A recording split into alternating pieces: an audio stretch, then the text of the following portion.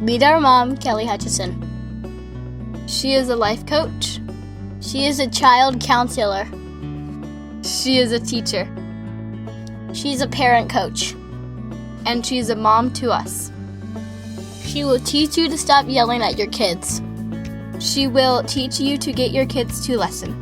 She will teach you how to never sleep with mommy guilt again. She will teach you how to be an imperfect mom, so you can help your kids be imperfect too. And have harmony in the home.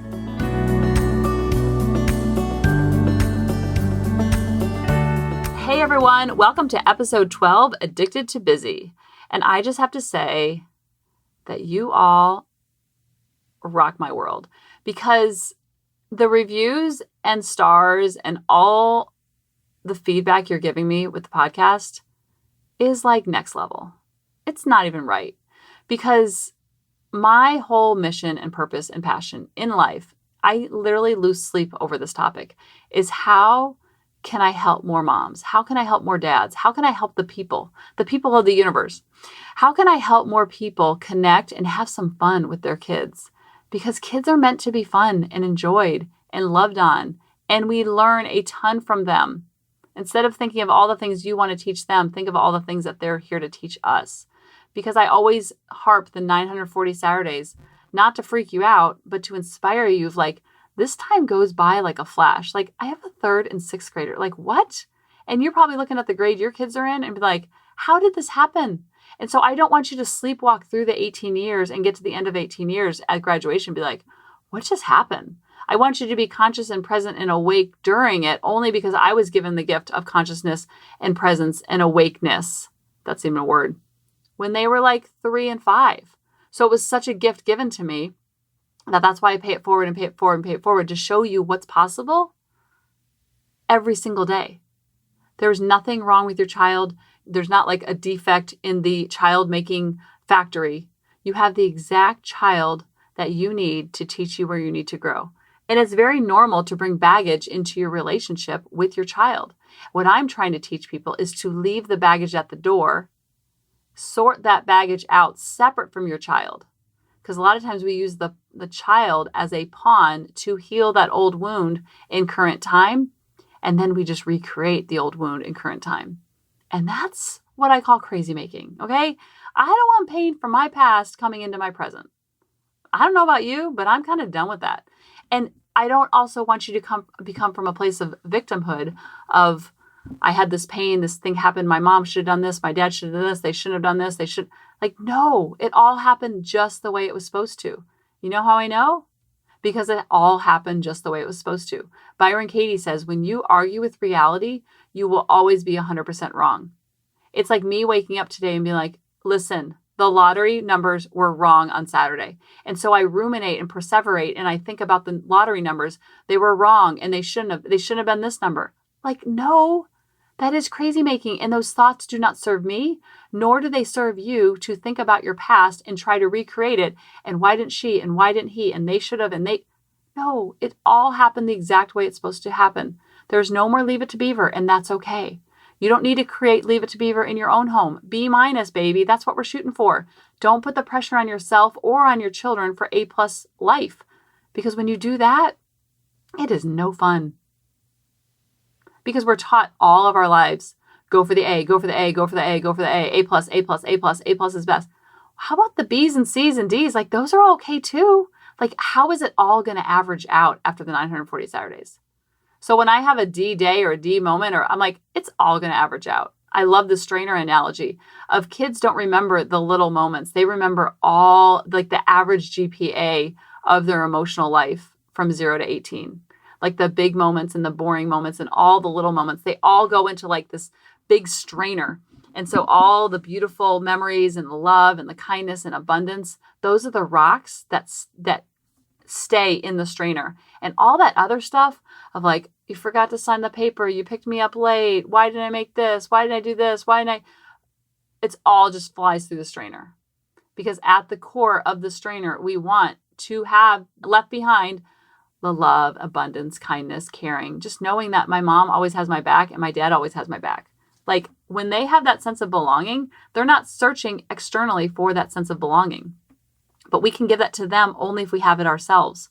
So we have to belong to ourselves. And that's why I talk so much about Saturn, because the way you feel about yourself and you think about yourself really matters, because you're going to only project that onto your child. And so Cassie writes, as a review, this podcast is so encouraging. I'm a stepmom who is struggling with my stepson's behavior. I definitely need to learn the praising the good is so much better than pointing out the bad. I highly recommend this podcast and love listening to it. Oh, thank you, Cassie. I'm like helping stepsons now. Like what? But that fuels me up, because every day my brain says, you don't want to go do that. No, stop it. Just play small. You don't need to put all this money into a podcast. Podcasting is not cheap, people. Like I'm doing this literally because I want to help the moms and I want to help the dads. I want to help all the people. I want to have them connect more, have more fun, and no more yelling. When I get emails saying I haven't yelled in a week, I'm like, high five you virtually. Like that is next level. And I know that nothing changed other than your thoughts about your child, because your thoughts drive your feelings, which drive your actions, which drive your results. The problem is that our brain is not always on board with that little game plan, because the brain wants to seek pleasure, avoid pain, and be efficient at all times. So the brain doesn't really like thinking happy, joyful thoughts. That's why I said how to be happy in that podcast, how joy is the most vulnerable human emotion possible. So the brain doesn't really like joy because it's like, woo, darling, this feels vulnerable and scary. Let's just try to sabotage this and beat it to the punch. So thank you for your comments. And so today I'm talking about addicted to busy. And a lot of times that old pain that I was talking about, it comes up in current time. And so we buffer away from it. Brooke talks about buffering all the time.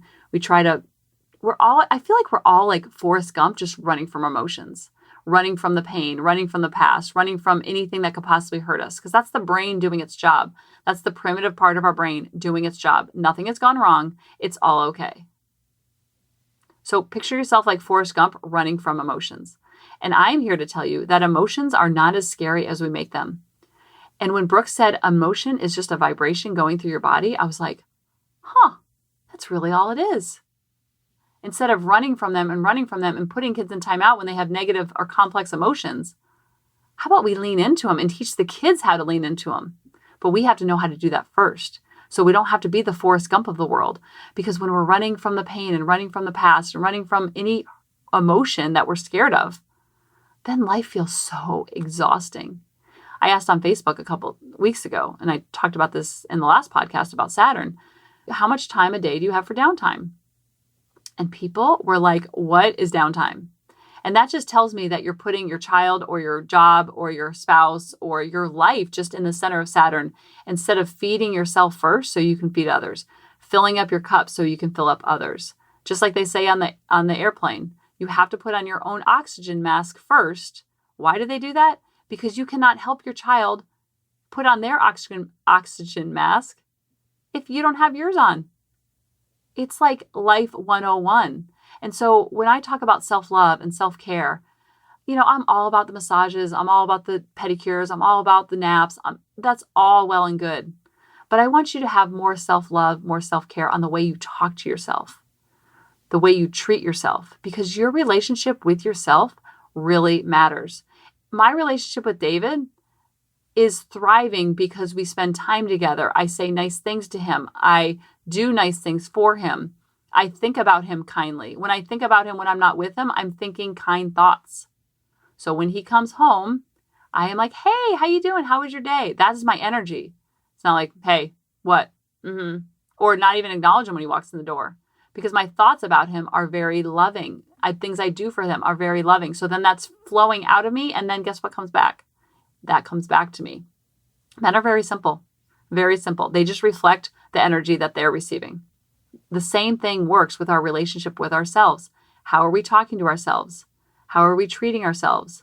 How are we nurturing ourselves? How are we doing nice things for ourselves instead of buffering and pushing it away and eating the ding-dongs and laying on the couch and watching Netflix? Self-love comes from moving your body, eating good foods. I said a quote the other day in the parenting boot camp. I said, it's so ironic that everyone says they eat fast food because they have no time. But fast food is the exact food that slows us down. It makes us feel lethargic and tired. And it's like putting the wrong gas into the car. And so I see so many moms just like go, go, go, go, go, go, go. And they never take a chance to just be. And that's all the kids want. So when Lily was like 4 or 5, we were having a lot, and I mean a lot of problems with her behavior. It was like walking on eggshells all day, every day. And it wasn't Lily, even though I blamed Lily. I would send diagnosis to David. I'd be like, I think she has this disorder. I think she has this diagnosis. I think. And he'd write back, so, and, question mark, like, what's your point? I was like, I'm really sure she has social anxiety. Look at this evidence that I have. And I was like proving my case to him. And I loved what he wrote back. He's like, and, what's your point? Like, this is the child we have.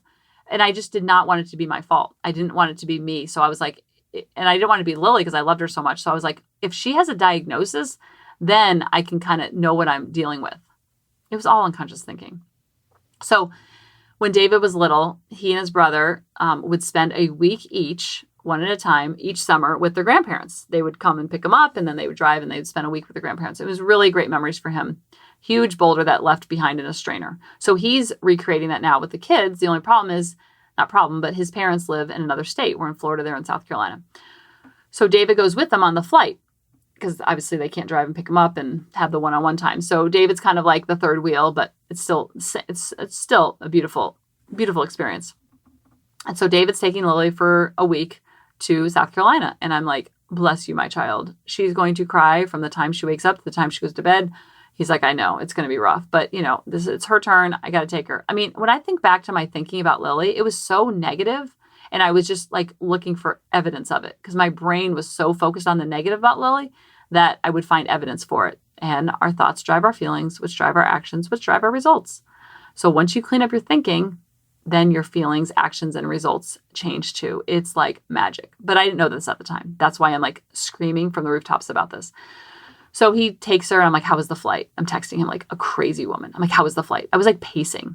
I was like, she was fine. I'm like, just wait, buddy. The other shoe's about to drop. Like, think about, like, this is me saying this about my daughter. Like, here I am now, like, looking for the good, look for the good, look for the good, look for the good, and look for it's okay when they're not always good. That's okay. Like, you want them to have negative emotions so you can teach them what to do with those negative emotions. But we have to learn that first. Anyway, I didn't know any of this. So I'm texting like I'm a crazy person. I'm like a helicopter mom from Florida. How's it going now? How's it going now? And he'd be like, it's really creepy, Kelly. I tell her to go put on her shoes and she goes and does it. I'm like, what are you talking about? He's like, I know. Stand by. I'm like, just wait. I kept saying, just wait. And that's what people keep telling me about Lily when she's a teenager. They're like, just wait. Just wait. I'm like, I'm a conscious parent, so I can't wait to see all I can learn from the teen world. I can't wait till Grady's a teenager. And everyone's like doom and gloom. I'm like, we have such a good relationship, so close. I love hanging out with my kids. They're like, just wait. I'm like, actually, no, I'm not going to wait for the other shoe to drop because I'm loving right now. And I'm going to love tomorrow because I'm accepting the as is of every single moment. So you can just wait to see how much fun teen land is going to be. I feel like teens get such a bad rep. It's like, if they act out, it's like, they're hormones. Like, no, they're just having a negative complex emotion. Like we all do. I'm 44. I don't think I still have hormones changing and raging. Like, how about they say like to the kid, oh, wait till your mom's 44. Oh, it's going to be rough. And they're like, oh, it's kind of like when I used to have the first graders in the kindergarten, parents would, the whole staff would come to me. They're like, oh, no way. You have Johnny. And I'm like, what? And that's what people are doing with teen land. I'm like, oh, hello. It's called conscious parenting. Anyway, I segue. So the whole time there, my thought is all like, I was having like thought errors over and over, like, like, what? She's listening? She's behaving? And I'm like, but another thing, what I didn't tell you about David's family and David's parents, they live in a very, very small town. I'm talking one stop sign. And we live in a place where there's so much to do. And that's all we were doing. Because Lily was having so much social problems and so much social anxiety, which I had labeled her as. What did I do? I scheduled more play dates. I scheduled more birthday parties. Not that I scheduled the birthday parties, but I said yes to all the birthday parties. I was waking up and going to the library at 8. Then I was going to the water park. Then I was going to the play date. Then I was like go, go, go. And I'd be home for nap time. Then we go back out to the pool. And like, it was insanity. But I was so afraid of messing up this parenting journey that I felt if I just gave them the experiences that they needed to have in their life, then they would act out less. They'd be appreciative. And I felt so unappreciative of all the things. I'm like busting my tail to create this dream childhood. And all they're doing is crying. Well, Lily's crying and Grady's just hitting everybody. So I'm like, well, this isn't really working. Let me just schedule more. So it was like I was so afraid of failing that I scheduled more. So I would almost like check the box, like I'm doing all the things. I'm checking all the boxes that I'm taking them to story time. I like doubled down on parenting. The more they acted out, the more I doubled down on parenting. I was like, well, clearly it's something more that they need. So let me give them more.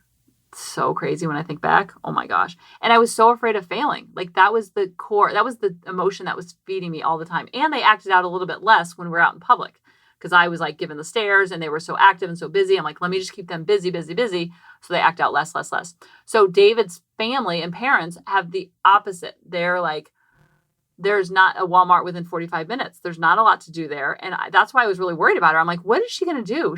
We're not big TV electronics people. So what is she going to do?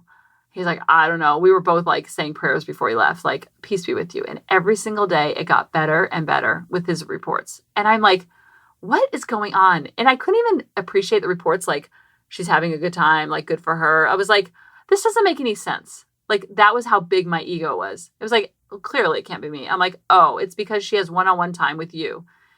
And he's like, yeah, but I was, I left to go to such and such. And she was just my mom and dad and she was fine. And I'm like, well, that's just because she had one-on-one with your parents. Like just throw Grady into the mix. Let's see listen to me. I can't even like accept that she's doing a great job and having fun. I was like, this doesn't make any sense. And I'm like, oh, she has 1-on-3 adults. Like, of course she's happy. Of course she's content. Whatever. It was almost like the parent who comes to me, they're like, why does my child act up at home all day, every day, but with you, they don't. And they're like mad at me about it. They're like, this is so wrong. And I'm like, I don't know, but they're on a dream child.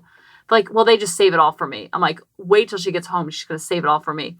So this goes on for a solid week, people. I'm not talking like a good day. It was like good days. And so she gets home and I'm just like on eggshells waiting for the next, let me peel the banana right. I was like always on edge because I don't want to make Lily mad because then the whole ripple effect of Lily would get upset. Then I'd feel like a failure. Then I would act out at 40 or 38 years old. I was acting out. Then David would get mad that Lily made me mad. And then Grady, who's like happy-go-lucky sliding on unicorn. He's a happy-go-lucky sliding on rainbows kind of kid. He's like, what is with all this tension? And he would just cry and hit because he didn't know how else to act it out. Kids don't know how to talk about how they're feeling. So they just act it out. A behavior is always a language to you. It's like a red light. It's like if the light goes on in your car, take the car to the mechanic.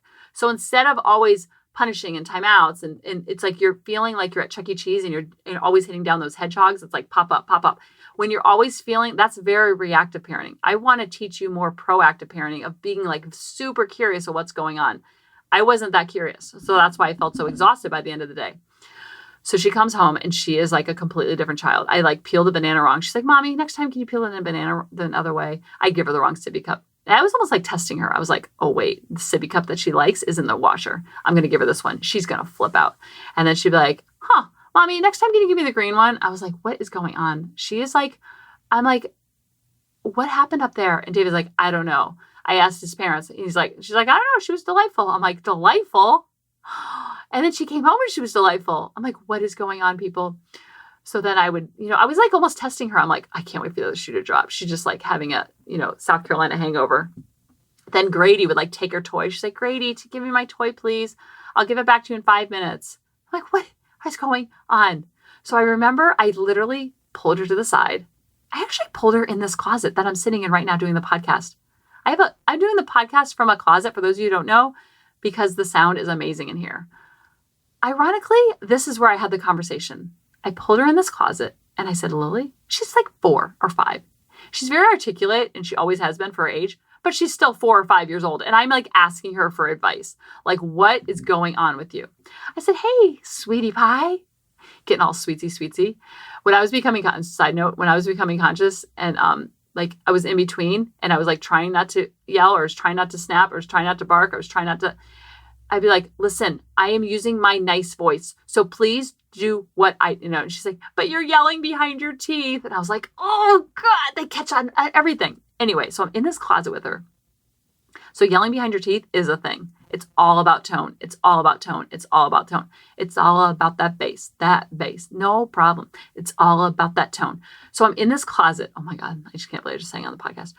I'm in this closet and I said, Lily, what is going on? And I said it much nicer. I'm like, hey, sweetie pie, pumpkin schmooky. I just noticed since, Daddy said that in South Carolina, you had so much fun and you didn't have any timeouts. This is when we were doing timeouts. Oh my gosh, I wish I could like go back and shake myself. And, you didn't have any timeouts and you're a really good listener and you're super calm. Like, and then I noticed when you got home, like you're the same thing. Like Grady took your toy and you're like, Grady, can you just give that back to me, or I'll give it back to you in 5 minutes? Or I peeled the banana wrong and you just said, like you didn't get all upset and like cry. I'm just wondering what's going on. Like, I don't know how to say it, but like, what happened? You were so wild before you left and now you're not. Now you're like chill, Lil. And she's like, well, oh my gosh, this literally changed the trajectory of my life. So listen to this. She's like, well, and she's like fiddling her thumbs. When I'm home and like, not to be mean or anything. And I was like, oh God, everything after not to be mean always is mean. She's like, I don't want to hurt your feelings, but here I go. She's like, not to be mean, but like when we're home and we wake up, we go like a lot of places and they're super fun, Mommy. But like we go to the water park, then we'll have a play date with Sammy, and then we'll go to the library, and then we might go to the pool, and then we have nap time, And she said, and I'm like, yeah. And I'm wonder, Mom, do you see my cape? All that I do, all the season passes I have for all the places. And she goes, you ready for this? She's 4 years old, maybe 5. She goes, but when I was in South Carolina, like we didn't have to go and do all those things. And I'm like, yeah, and you were bored out of your mind? She's like, I didn't say that. And she's like, we didn't have to go and do all those things. Like we just woke up and we just would like walk outside and sit on the porch, and like they had these really cool rocking chairs, and then we would just rock and like look at nature, and we would just like talk to each other, and then we'd go inside, and then we'd like make cookies, and then we'd have lunch, and then we would go back outside, and then I would like throw the Frisbee with Daddy. And then I was like, oh my God, what? That sounds so boring. Are you kidding me? In my head, I'm not saying this. And she's like, and then Grandma had these really cool hummingbirds, and the hummingbirds were so pretty, Mommy. The hummingbirds, and she's telling me all about the hummingbirds. And she's like, and they were so pretty. It was like the prettiest birds I've ever seen. And just watching them, and she had like a hummingbird feeder, and then the way watching, and I was like, I'm looking like, if you could see my face during this talk, my eyeballs were popping out of my head and I'm looking around like frozen. I'm total shock. And she goes, so now when I'm home and like you make me mad, or Grady makes me mad, or Daddy makes me mad, I just think about the hummingbirds, and then that helps me calm down. I was like, what? Who are you? And what have you done with my child? What she was telling me is this frenetic life that you have going on for me right now, and your frenetic energy, which was super frenetic. It's pretty frenetic now, but it was like, imagine that times 15. This frenetic energy, frenetic is like that hustle, like go, go, go, go, go, go, go energy is too much for me, Mommy. That's what she was saying with the hummingbird story. She was saying, I need you to chill out because you have such a huge personality that there's no room for me in this relationship. There's no room for me to grow or to thrive or to be my own throbbing spirit, because you're so overbearing and you're so much, you're so extra that I don't have a place to have my own throbbing spirit. So that's why I'm so clingy and so hanging on and so crying, because I don't know how to exist outside of you, because I'm so enmeshed and codependent in this energy and this freneticness of you and this lifestyle that you've created, that I don't know where I belong. So I belong nowhere. That's what she was saying. And I only know that because I learned how to meditate. I learned how to slow down. I learned how to find space within my day for myself to kind of pull away and not be so codependent and enmeshed within her. And I got out of her way. And that's where I saw her grow, thrive, and just fly. And everybody saw it. It wasn't just me. And then my thoughts about her started changing because she taught me this other world of going slower, not being addicted to busy. And I was so addicted to busy because I was so afraid of messing up the parenting journey. So I had to double down on my parenting doing, if that makes any sense. I was so using an external factor to measure my worthiness and my value. I was using them and their lifestyle and what they were doing to reflect on me versus just allowing their throbbing spirit to be exactly what it was. Isn't that profound? Because we think we need to do for our kids, and our kids are just begging us to be. Slow down. That doesn't mean you have to sit at home and stare at the wall and sing lullabies to each other. Just look at how much you're running like Forrest Gump from those negative emotions, like I was, to feel a certain way. Because I wanted a certain thing for Lily, so I overscheduled and I overdid. And Lisa Turkis says in her book, The Best Yes, I think it's in The Best Yes, she says, I knew I was the only one who could underwhelm my schedule, so I could overwhelm our schedule with God and love. So I think every day, how can I underwhelm my schedule so I can overwhelm our hearts with God and love and slower? How can I do it when I'm going from thing to thing and doing? And how can I be in present when I'm doing the laundry? How can I be in gratitude when I'm unloading the dishwasher? How can I find what Shafali talks about as how can I find the formless within the form? Because there's still things you need to do, but what energy are you bringing that to the dishes, to the laundry, to the homework, to going to the soccer practices? I don't see anything that I have to do. I see now everything is I get to do. And so when I come with that energy, it's much slower and it's much calmer, and it reflects in my children all day, every day, because I don't want to teach them that the secret to the universe is to go, be, go all day long. Like that doesn't sound very fun for me. It's not fun for me, so I don't want it for the kids. So you have to know that a child's behavior could be from overscheduling. It was for Lily, for sure. And she was screaming at the top of her rooftops like, Chick, you need to slow down. You need to chill out. This is too much for me. And it's so funny because now we've kind of like done a Freaky Friday where now she wants to go and do all the things. And I'm like, can we just slow down? Can we just be a little bit more? And so I feel like our kids are always asking us, am I worthy? Am I valuable? Am I good enough? While we're asking ourselves the same thing. Am I worthy? Am I valuable? Am I good enough as a mom?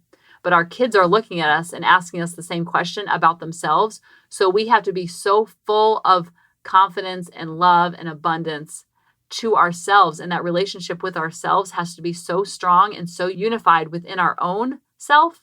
So then the child has room to grow and they can kind of thrive on their own and their own spirit versus being so closely enmeshed to us. Does that make sense? Because you have to have your own throbbing spirit separate from your child. And your child has to have their own throbbing spirit separate from you. Because they didn't come from you, they came through you to teach you where you need to grow. So I always want you to be asking yourself the word halt. Are they hungry? Are they angry? Are they lonely? Are they tired? The root of most behavior in children is one of those four, just like it is for us as adults. When I'm hungry, when I'm angry, when I'm lonely, when I'm tired, that's when I feel like my vulnerabilities are very high and my defenses are very down. And so when you're going, it gives you an opportunity to be one of those four at all times. And so when you're going, it creates a lot of hungry children, angry children, lonely children, or like Lily was saying, I am tired.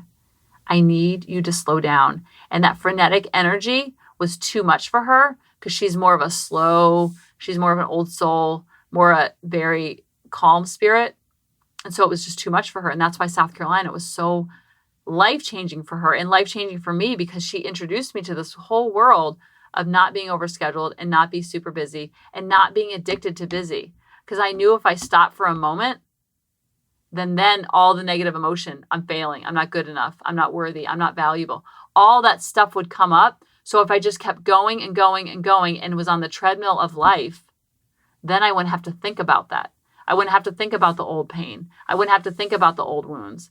You don't have to think about the father that wasn't there for you. You don't have to think about the mom who gave you up for adoption. You don't have to think about the painful things if you're constantly going. And I am trying to teach you to just feel all those feelings, let it all come up for you, and not running from it like Forrest Gump. Because when we run from it like Forrest Gump, we exhaust ourselves, we exhaust our children, and exhausted children act out.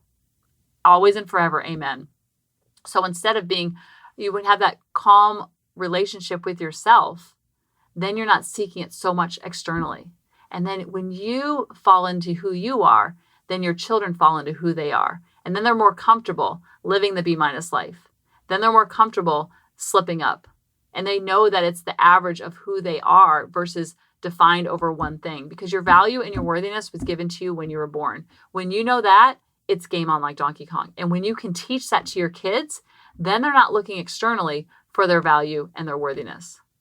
And that, my friend, is what I call fun living. Because when you have this type of energy within yourself, then you can give that gift to your child. So this relationship with yourself that I'm always talking about being so important really matters, because if you're not spending time with yourself, thinking about your thinking, it's the same thing that would happen if I wasn't spending time with David, if I wasn't talking nicely to him, if I wasn't treating him nicely.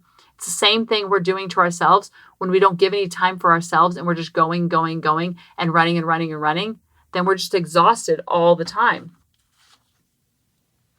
Instead of looking at your child as giving you a hard time, I want you to change it as they're having a hard time. When you can see your child as having a hard time versus giving you a hard time, then you're not on this roller coaster of emotions all day long and running like Forrest Gump, because you're like, oh, this is all happening for me. It's not happening to me. And you accept the as is of every single moment. So thanks for listening. Slow down your schedule, slow down your life, and have a relationship with yourself, because it's the most important relationship you're going to have in your entire life, because it sets the tone for all the other relationships within your four walls, especially the one with your kids. I love you guys. Thanks for listening. And please keep commenting and leaving reviews. And they mean the world to me. It's very hard to put myself out there, but I have to put myself out there to help more families. I love you guys, and I'll see you next week. Hey mamas, thanks for listening. If you had any ahas, clicks, or those lightning bolt moments while listening, you have to check out my free parenting bootcamp, where we take all of this to the next level and we try to create even more awakenings for ourselves so that we can connect more with our kids and never yell at them again. You can sign up at www.coachingkelly.com. And if you really want to fill up my love cup, send me an email of what your aha was, what your click was, what was that lightning bolt resonating moment while you were listening. I want nothing more in life than for you to have harmony in your home and to learn how to be an imperfect mom like me, which allows your kids to be imperfect too, each and every day. Thanks for listening.